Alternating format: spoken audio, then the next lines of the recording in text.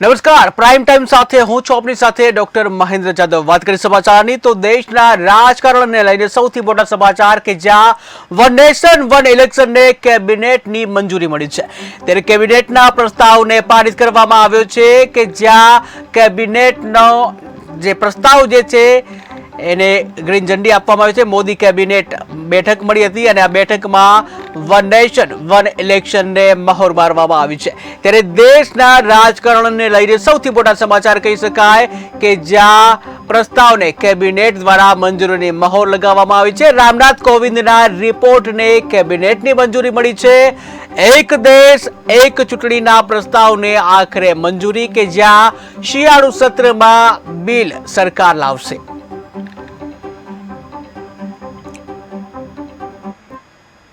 તો વાત કરીએ ગીર સોમનાથની તો ગીરના જંજીર ધોધ ઉપર બર્થડે પાર્ટી ઉજવવી ભારે પડી છે કે જે રાજકોટના યુગલ તેમજ હોમસ્ટે સંચાલક દ્વારા જે કહી શકાય કે રાજકોટના યુગલ તેમજ હોમસ્ટે સંચાલક વિરુદ્ધ ગુનો નોંધાયો છે। ધોધ જોખમી હોવાથી નજીક જવા તેમજ સેલ્ફી પર કાયમી પ્રતિબંધ કે જ્યાં જિલ્લા મેજિસ્ટ્રેટનું પ્રતિબંધાત્મક જાહેરનામું અમલમાં હતું ત્યારે જાહેરનામું અમલમાં હોવા છતાં સ્ટે સંચાલક દ્વારા વ્યવસ્થા કરાઈ। હોટેલના ફેસબુક ઉપર ફોટા અપલોડ થતા તંત્ર હરકતમાં આવ્યું હતું। કોડીનાર મામલતદાર દ્વારા જે તપાસ કરવામાં આવી હતી અને આખરે પોલીસ ફરિયાદ કરવામાં આવી। તો બર્થડે પાર્ટી ભારે પડી છે કે જ્યાં સ્ટે હોવા છતાં પ્રતિબંધ હોવા છતાં જાહેરનામું હોવા છતાં જે તસવીર ખેંચવામાં આવી છે ત્યારે ગીર સોમનાથના જંજીર ધોધ પરનો આ બનાવ કે જ્યાં ગીર સોમનાથના જે ગીરના જંજીર ધોધ ઉપર બર્થડે પાર્ટી ઉજવવી ભારે પડી છે। ત્યારે રાજકોટનો યુગલ હતું કે જેઓએ આ બર્થડે પાર્ટી ઉજવી હતી। રાજકોટના યુગલ તેમજ હોમસ્ટે સંચાલક વિરુદ્ધ ગુનો નોંધાયો છે જ્યાં ધોધ જોખમી હોવાથી નજીક જવા તેમજ સેલ્ફી પર કાયમી પ્રતિબંધ છે। ત્યારે જિલ્લા મેજિસ્ટ્રેટનું પ્રતિબંધાત્મક જાહેરનામું અમલમાં હતું અને આ જાહેરનામું અમલમાં હોવા છતાં પણ સ્ટે સંચાલક દ્વારા વ્યવસ્થા કરાઈ હતી। ત્યારે હોટલના ફેસબુક ઉપર ફોટા અપલોડ થતા તંત્ર હરકતમાં આવ્યું। તેને કોડીનાર મામલતદાર દ્વારા તપાસ કરી ફરિયાદ નોંધાઈ।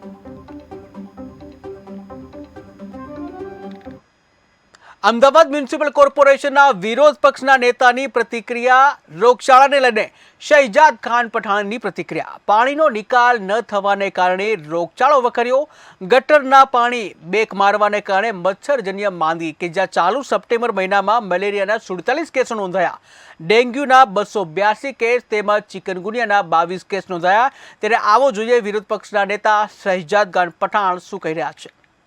जनता पार्टी के आज में एक तरफ बरसात में अहमदाबाद शहर की जनता पानी भराने से तो तकलीफ में थी, रोड टूटने से भी तकलीफ में थी, लेकिन अब उसके बाद बीमारियों से तकलीफ में आ चुकी है। भारतीय जनता पार्टी के राज में अहमदाबाद शहर स्मार्ट नहीं लेकिन बीमार सिटी जरूर बन चुका है। अभी के आंकड़े ही देखे जाए तो अहमदाबाद शहर में डेंगू के ही 282 से अधिक केसेस है। चिकनगुनिया हो, जॉन्डिस हो या टाइफाइड हो, लगातार सबके केसेस में बढ़ोतरी होती जा रही है। लेकिन सबसे बड़ा सवाल तो ये उठता है कि अहमदाबाद म्युनिसिपल कॉरपोरेशन इस आंकड़ों में भी अहमदाबाद शहर की जनता को कहीं ना कहीं गुमराह कर रहा है, क्योंकि ये जो आंकड़े हैं कांग्रेस पार्टी ये मानती है कि ये आंकड़े बिल्कुल कहीं ना कहीं झूठे साबित दिखाई देते हैं, क्योंकि अहमदाबाद म्युनिसिपल कॉरपोरेशन के हेल्थ विभाग के पास कोई नीति और कोई पॉलिसी नहीं है कि किस प्रकार के मरीजों को आइडेंटिफाई किया जाए। अहमदाबाद कॉरपोरेशन के कोई भी अधिकारी किसी घर में जाकर चेकिंग नहीं करते। कांग्रेस पार्टी का यह मानना है कि ये जो डेंगू का आंकड़ा अहमदाबाद म्युनिसिपल कॉरपोरेशन ने 282 का दिया है वो 282 नहीं, इससे कई अधिक मात्रा में कहीं ना कहीं अहमदाबाद शहर की जनता डेंगू से परेशान है, क्योंकि ये आंकड़े सिर्फ सरकारी अस्पताल और मेजर कोई प्राइवेट अस्पताल हो सिर्फ उसी के आंकड़े हैं। इसमें छोटे अस्पताल हो या अहमदाबाद शहर में ऐसे मरीज, ऐसे बच्चे जो घर में अपना इलाज करा रहे हैं उनको आइडेंटिफाई नहीं किया गया है।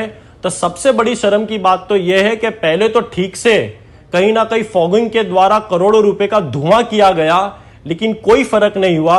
लेकिन उससे भी बड़ी शर्म की बात तो यह है कि इन आंकड़ों के साथ भी अहमदाबाद शहर की जनता को गुमराह किया जा रहा है, क्योंकि ये जो बीमारी के आंकड़े हैं कांग्रेस पार्टी मानती है कि ये और दुगने हो सकते हैं, क्योंकि कहीं ना कहीं हेल्थ विभाग ये आंकड़ों को छुपाने તો વાત કરીએ અમદાવાદની, તો અમદાવાદના લાલ દરવાજા ખાતે કોંગ્રેસનો દેખાવ કે જ્યાં રાહુલ ગાંધી પર કરેલી ટિપ્પણીને લઈને ભારે રોષ જોવા મળ્યો. રાહુલ ગાંધીના અપમાન મામલે માફી માંગવાની માંગણી કરાઈ છે. ત્યારે વિવાદિત નિવેદન આપનાર ધારાસભ્યની ધરપકડ કરવા માંગ કરવામાં આવી છે. આ સાથે જ કોંગ્રેસ કાર્યકરો, હોદ્દેદારો અને નેતાઓએ સૂત્રોચ્ચાર કર્યા. જ્યાં લાલ દરવાજાથી કારજ પોલીસ સ્ટેશન વિસ્તારમાં રેલી કાઢવામાં આવી, ત્યારે પોલીસ ફરિયાદની માંગ સાથે રેલી કાઢવામાં આવી.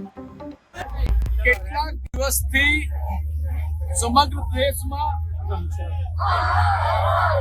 સંસદના લોકસભાના વિપક્ષના નેતા સન્માનનીય આદરણીય રાહુલ ગાંધીજીની વિરુદ્ધની અંદર જે આ દેશની ભારતીય સંસ્કૃતિ ને છાજે નહીં, જે લોકશાહી અને પ્રજાતંત્રની અંદર જે ભાષા ને કોઈ દિવસ ઉપયોગમાં નથી લેવાતો, એવી જે ભાષા જે છે રાહુલ ગાંધીજી માટે એના ઇન્દિરાજી જેવા, દાદી જેવા હાલ થશે, હત્યા કરી દેવામાં આવશે, એવા એમના કેન્દ્રીય મંત્રી રવનીત સિંહ એ પણ એમને આતંકવાદી જેવા ઘૃણાસ્પદ શબ્દોથી એમને સંબોધ્યા. તનવિંદરસિંહ મારવા જે ભારતીય જનતા પાર્ટીના આગેવાન છે, એમને રાહુલજીના ત્યાં દિલ્હીની અંદર હત્યાની ધમકી આપી, એમના દાદી જેવા હાલો થશે એવા પ્રકારના શબ્દો વાપર્યા. ભારતીય જનતા પાર્ટી સાથે જોડાયેલા સંજય ગાયકવાડ એ ધારાસભ્ય છે મહારાષ્ટ્રની અંદર, એને તો હદ વટાઈ ચૂકી. આ દેશની અંદર, લોકતંત્રની અંદર, પ્રજાતંત્રની અંદર કોઈ દિવસ એવા શબ્દોનો ઉપયોગ નથી થતો કે જે રાહુલ ગાંધીની જીભ કાપી લાવશે એને 11 લાખ રૂપિયાનું ઇનામ આપવામાં આવશે. આ દેશ પૂજ્ય મહાત્મા ગાંધી, સરદાર વલ્લભભાઈ પટેલ અને આ દેશ જે છે એ અહિંસાનો દેશ છે. આ દેશે સમગ્ર વિશ્વમાં પૂજ્ય મહાત્મા ગાંધીએ પ્રેમનો સંદેશો આપ્યો છે સમગ્ર દેશ અને વિશ્વની અંદર. ત્યારે આ દેશની પૂજ્ય મહાત્મા ગાંધી જે દેશની અંદર સદભાવના, જે ભાઈચારો, દેશની એકતા અને અખંડતા માટે, આ દેશની આઝાદીમાં અનેક સમાજ, અનેક વર્ગ, તમામ દેશ હોય છે. તો વાત કરીએ હિંમતનગરની, તો હિંમતનગર કેનાલ ફ્રન્ટ ખાતે આજે સ્વભાવ સ્વચ્છતા સંસ્કાર સ્વચ્છતાની સામૂહિક ભાવના જનજનમાં ઉજાગર કરવાના હેતુ અંતર્ગત કાર્યક્રમ યોજાયો. ત્યારે કેનાલ ફ્રન્ટ ખાતે સ્વચ્છતા અંગેની રેલી યોજવામાં આવી હતી, જેમાં મોટી સંખ્યામાં શાળાના બાળકો, નગરપાલિકાના સ્ટાફ, સાફ સફાઈ કર્મચારી સહિત સ્થાનિકો પણ જોડાયા હતા. અને સ્વચ્છતાની રેલી જે મહાકાલી મંદિર ખાતે પૂર્ણ થઈ હતી, જેમાં તમામ લોકોએ સ્વચ્છતા અંગેના શપથ લીધા હતા, જ્યાં પોતાનું ઘર અને શહેર સ્વચ્છ રાખવા અંગે જણાવાયું હતું. તો સ્વચ્છતા હી સેવા પખવાડિયું અંતર્ગત આ કાર્યક્રમ યોજાયો હતો અને જે 2 ઓક્ટોબર સુધી ચાલશે.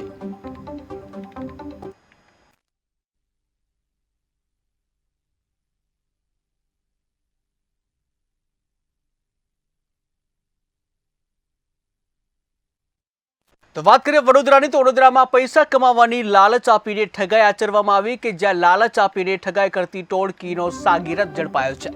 ઓનલાઈન પાર્ટ ટાઈમ જોબ અપાતા હતા ટાસ્ક, કે જ્યાં ઓનલાઈન ટાસ્ક આપી 1.5 લાખથી વધુની છેતરપિંડી કરવામાં આવી છે. ત્યારે આરોપી દુબઈથી ચલાવતો હતો ઠગાઈનો કારોબાર, કે જ્યાં અમદાવાદ એરપોર્ટ ઉપરથી આરોપીની ધરપકડ કરાઈ.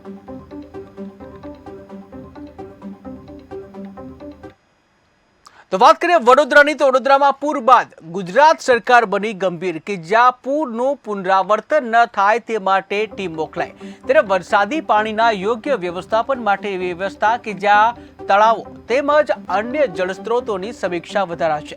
ત્યારે તજજ્ઞની ઉચ્ચ કક્ષાની સમિતિ હાલ વડોદરામાં બની હતી અને જ્યાં બેઠક બાદ ચર્ચા કરવામાં આવી. ત્યારે બેઠકની ચર્ચા બાદ અહેવાલ બનાવી સીએમને કરાશે સુપરત.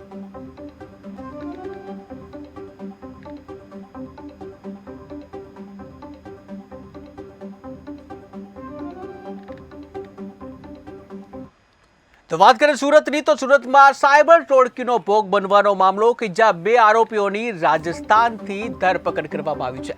અશ્લીલ વિડીયોથી બ્લેકમેલ કરી 4500 પડાવ્યા. વધુ રૂપિયા માટે ટોળકી વારંવાર બ્લેકમેલિંગ કરતી, માનસિક ત્રાસ આપી અને આખરે કંટાળી યુવકે આપઘાત કર્યો. ત્યારે બેંક ડિટેલ અને QR કોડના આધારે કાર્યવાહી કરવામાં આવી.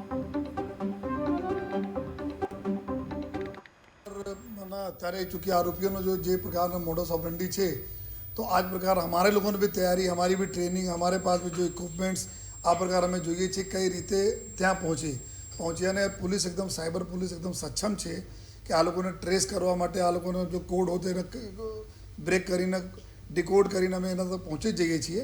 પછી એના લોકેટ કરવામાં ચૂંકि ગીચ વિસ્તારોમાં રહેતા હોય તો એક્ઝેક્ટલી ત્યાં પિન પોઈન્ટ પહોંચવામાં થોડા વાર લાગી જાય છે. લેकिन हमारे पास भी हमारा जो ट्रेनिंग છે એના હિસાબથી અમે બધા લોકેટ કરી લે છે કે जो એના આઈડીઝ કયા પ્રકારની યુઝ કરે છે, મોર્ફિંગ કરેલા છે કે નહીં, मतलब એકબીજાને ઓવરલેપ કરેલા છે નહીં, આ આપણે અમારે પાસે જો સરકારશ્રી ટૂલ્સ આપી છે એનાથી ખબર આપણને પડી. તો વાત કરીએ પાટણની, તો પાટણની સરસ્વતી નદીમાં ડૂબવાનો મામલો કે જ્યાં ગણેશ વિસર્જન દરમિયાન ડૂબતા મોત નીપજ્યું. પ્રજાપતિ પરિવારના 4 સભ્યોના મોત થયા. એક જ પરિવારના 4 સભ્યોનું મોત નીપજ્યું કે જ્યાં ગુજરાત સરકારે 16 લાખ રૂપિયાનો આપ્યો સહાય ચેક, ત્યારે પાટણ ભાજપના સાંસદ ભરતસિંહ ડાભીએ કર્યો અર્પણ.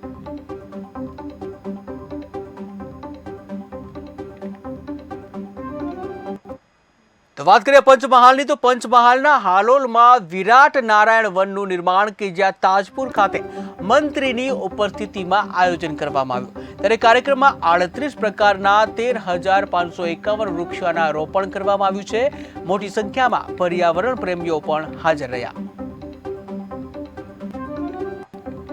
હાલોલ નજીકમાં તાજપુરા ગામે અહીંયા નારાયણ આરોગ્યધામ ટ્રસ્ટ અને વન વિભાગ પોતાના સંયુક્ત આયોજનથી અહીંયા ખૂબ સરસ કાર્ય, આજે લગભગ 13,551 જેટલા વૃક્ષો, અગાઉથી જ એ વૃક્ષોમાં ત્યાં એક વ્યક્તિ દરેક વૃક્ષ ઉપર ત્યાં રહી અને દરેકે એક પેડ માં કે નામ, જે આપણા પ્રધાનમંત્રી શ્રી નરેન્દ્રભાઈ મોદી સાહેબે જે અપીલ પર્યાવરણ દિવસે કરી હતી એ, અને એક પેડ આજે ભાદરવી પૂનમ છે અને અહીંયા નારાયણ બાપુના નામથી એક પેડ નારાયણ બાપુ નામ, એ રીતે એક નારાયણ મહાવન અહીંયા બની રહ્યું છે. હાલોલ નજીકમાં તાજપુરા ગામે અહીંયા. તો વાત કરીએ બનાસકાંઠાની, તો અંબાજી ભાદરવી પૂનમના મહામેળાનો આજે અંતિમ દિવસ છે અને આ અંતિમ દિવસે પણ ભક્તોનો ભારે ઘસારો જોવા મળ્યો છે. ત્યારે છેલ્લા 6 દિવસ દરમિયાન 27 લાખથી વધુ ભક્તો માં અંબાના દર્શન કરી ચૂક્યા છે અને આજે પૂનમના દિવસે દૂર દૂરથી ભક્તો માના દર્શન કરવા માટે આવી રહ્યા છે. ત્યારે અમદાવાદ, સુરત, વડોદરા, વલસાડ સહિતના શહેરોમાંથી આજે પૂનમના દિવસે મોટી સંખ્યામાં ભક્તો દર્શન માટે આવી રહ્યા છે.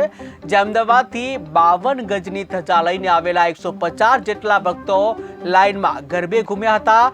અંબાજી મંદિરના ચાચર ચોકમાં જય અંબેના નાદ સાથે ભક્તો માતાજીના દર્શન કરી ધન્યતા અનુભવી રહ્યા છે.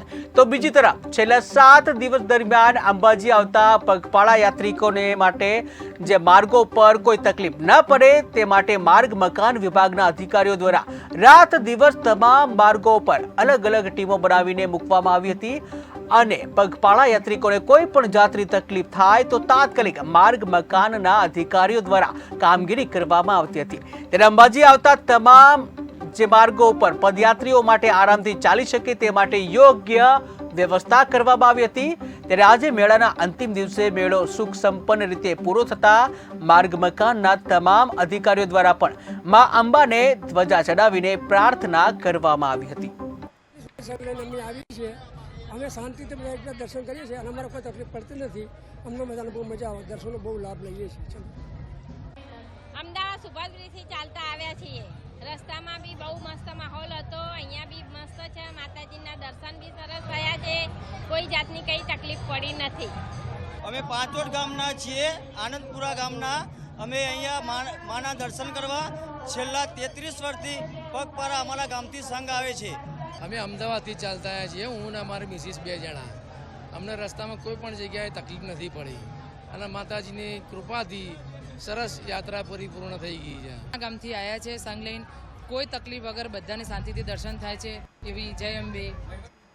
તો વાત કરીએ બનાસકાંઠાની, તો ભાદરવી પૂનમને લઈને અંબાજીમાં ભક્તોનો ઘોડાપૂર જોવા મળ્યું કે જ્યાં અંબાજીથી પાછા સુધી જે 5 કિલોમીટર વાહનોની લાંબી કતારો જોવા મળી હતી. ત્યારે દાતાથી અંબાજી આવતા વાહનોને અપાયું ડાયવર્ઝન. હડાદ માર્ગ પર ડાયવર્ઝન આપવામાં આવ્યું.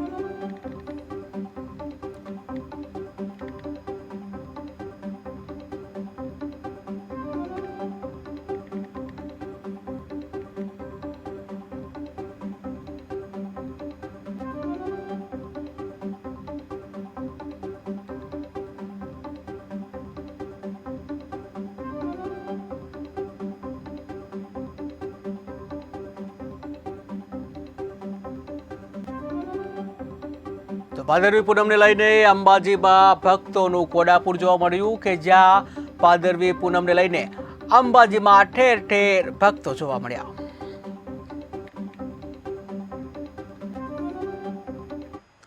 તો વાત કરીએ સાબરકાંઠાની, તો ભાદરવા મહિનાથી એકમથી ભાદરવાની પૂનમ સુધી દૂર દૂરથી ભાવિક ભક્તો માતાજીના રથને લઈને ચાલતા પગપાળા સંઘો લઈને જે નાના અંબાજી તરીકે ઓળખાતા એવા ખેડે બ્રહ્મા ખાતે આવેલ અંબાજી માતાજીના દર્શનને આવતા હોય છે. ત્યારે ભાવિક ભક્તોને લઈને આજે ભાદરવી પૂનમ ખેડે બ્રહ્મા મંદિરે માનવ મહેરામણ ઉમટી પડ્યું હતું. ત્યારે 8 લાખથી વધુ ભાવિક ભક્તોએ દર્શનનો લાભ લઈ ધન્યતા અનુભવી હતી અને 400થી વધારે રથ આવ્યા હતા. અને ખેડે બ્રહ્મા માતાજી મંદિર ટ્રસ્ટ દ્વારા સંઘો લઈને આવેલા યાત્રાળુઓને રહેવાની જમવાની વ્યવસ્થા કરવામાં આવી હતી અને ચુસ્ત પોલીસ બંદોબસ્ત પણ ગોઠવવામાં આવ્યો હતો. ત્યારે કોઈ અનિચ્છનીય બનાવ કે ઘટના ન બને કે ચોરી જેવી ઘટના ન બને તેને માટે સીસીટીવી કેમેરાથી ચાંપતી બાજ નજર રાખવામાં આવતી હતી. આજે ભાદરવી પૂનમને લઈને સાબરકાંઠા જિલ્લાના કલેક્ટર તેમજ જિલ્લા પોલીસ વડાએ મા અંબાના મંદિરે ધ્વજા ચડાવી હતી અને દર્શનનો લાભ લીધો હતો. ખેડબ્રહ્મા અંબિકા માતાજી ટ્રસ્ટ તરફથી આવનારા યાત્રીઓ માટે શાંતિ અને સલામતી જળવાઈ રહે એ માટે સખત પોલીસ બંદોબસ્તની વ્યવસ્થા કરવામાં આવી છે. તેમજ મંદિર તરફથી પૂરતા પ્રમાણમાં સિક્યુરિટી સ્ટાફની વ્યવસ્થા કરવામાં આવી છે. ભાદરવા સુદ એકમથી ભાદરવા સુદ પૂનમ સુધી ગુજરાતના અને અલગ અલગ જિલ્લાઓમાંથી તેમજ રાજસ્થાન અને મધ્યપ્રદેશમાંથી પણ લોકો શણગારેલા રથ અને ધજાઓ લઈને જેમ બે માતાજીનો નાદ કરીને મા અંબિકાના દર્શન કરવા માટે લોકો નીકળી પડે છે. અહીંયા આવીને મંદિરે આવીને માતાજીની પ્રદક્ષિણા કરીને માતાજીને ધજા ચડાવી માતાજીના ચરણોમાં શીશ નમાવી ધન્યતા અનુભવે છે. યાત્રાળુઓને સુવિધા માટે મંદિર ટ્રસ્ટ તરફથી વ્યવસ્થા છે. તેમજ સંઘો માટે રહેવા અને જમવા માટે એમની માટે ધર્મશાળાની વ્યવસ્થા કરવામાં આવી છે. મંદિર તરફથી કોઈ અનિચ્છનીય બનાવ ન બને એ માટે સીસીટીવી કેમેરાની વ્યવસ્થા પણ કરવામાં આવી છે. માતાજી ટ્રસ્ટ તરફથી આ 2 દિવસ 13, 14 અને પૂનમ યાત્રાળુઓને સારું ભોજન મળી રહે એ માટે મંદિર તરફથી ભોજનશાળાની વ્યવસ્થા કરેલી છે, જે બંને ટાઈમે જમવાનું આપે છે. આ પૂનમના દિવસે માતાજીની આરતીનો સમય સવારે 6 થી રાત્રિના 12 વાગ્યા સુધી યાત્રાળુઓ દર્શન કરી શકે એ માટે રાત્રે 12 વાગ્યા સુધી મંદિર ખુલ્લું છે. ભાદરવી પૂનમ અને મેળા દરમિયાનમાં અંદાજે 7 લાખથી વધુ શ્રદ્ધાળુઓએ દર્શનનો લાભ લીધો છે. છેલ્લા ઘણા વર્ષોથી રસ્તાની તકલીફ હતી બસ સ્ટેન્ડથી મંદિર આવવા માટે. તે રસ્તો પ્રફુલભાઈ સાહેબે કરાવી આપ્યો છે. 20 રૂપિયા ટોકનથી છેલ્લા 3 દિવસ માટે શ્રદ્ધાળુઓ માટે ભોજનની વ્યવસ્થા કરવામાં આવી છે. 400થી વધુ પગપાળા સંઘો આવેલ છે. પોલીસ પ્રશાસન અને કલેક્ટર મેડમ દ્વારા આજ વહેલી સવારે ધ્વજા ચડાવ. તો જાફરાબાદના ટીમ્બી ગામ પાસે મંદિરમાં ઉજવણી કરવામાં આવી કે જ્યાં શીતળા માતાજીના મંદિર ખાતે ઉજવણી કરવામાં આવી છે. ત્યારે બ્રહ્મલીન બજરંગી ગીરી બાપુની તિથિની ઉજવણી કરવામાં આવી છે. 16મી પુણ્યતિથિની ઉજવણી કરવામાં આવી, જ્યાં લઘુરુદ્ર અભિષેક અને સમાધિ પૂજાનું આયોજન કરવામાં આવ્યું. ત્યારે દરેક સમાજના આગેવાનો અને ભક્તો હાજર રહ્યા. લઘુરુદ્ર કર્મ કરવામાં આવે છે, ગુરુ પૂજા કરવામાં આવે છે.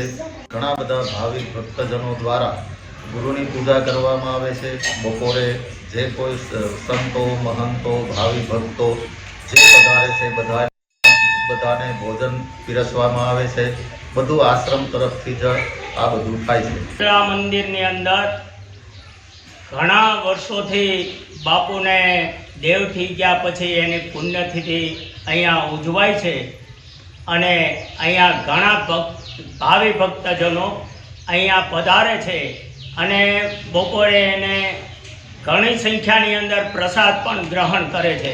શ્રી બજરંગગીરી બાપુની 16મી ભવ્ય પુણ્યતિથિ નિમિત્તે આજરોજ પૂજ્ય અમારે શીતળા મંદિરના મહંત શ્રી સીતારામ બાપુ ચરણગીરીજી મહારાજ ઉર્ફે એમના તરફથી આજે ભવ્ય આયોજન છે અને દર વર્ષે બાપુ આવું ભવ્ય આયોજન કરતા રહે છે અને આજુબાજુના અને દૂર દૂરથી સંતો ભક્તોને બોલાવીને આજે ભોજન ભજન અને મહાપ્રસાદનું જે આયોજન કરે. તો વાત કરીએ વડોદરાની, તો વડોદરામાં COA એવોર્ડનું આયોજન કરવામાં આવ્યું, જ્યાં 18 થી 20 સપ્ટેમ્બર દરમિયાન આયોજન. ત્યારે ઇવેન્ટમાં કન્સ્ટ્રક્શન વીકનું પણ આયોજન કરવામાં આવ્યું.